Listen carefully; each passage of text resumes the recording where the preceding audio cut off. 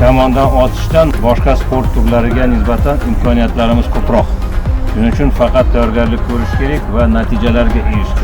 Olimpiya o'yinlaridan medallarni olib kelsalaring, bu katta yutuq bo'ladi.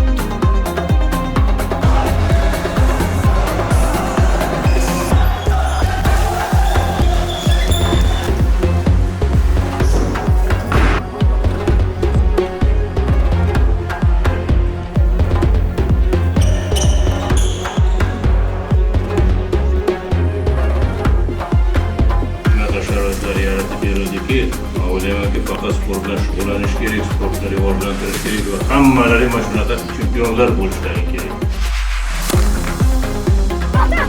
Sport orqali O'zbekistonda dunyoga tanishdik. O'zbekistonda bayrog'i ko'tarilganda shuncha odamlar ko'radi, shuncha davlatlar ko'radi. Bular faxrlanish kerak, g'ururlanish kerak. Sport bilan shug'ullansa, bu millatimiz sog'lom bo'ladi. Sog'lom millat bo'lsa, hamma narsaga, hamma yutuqlarga ega bo'ladi.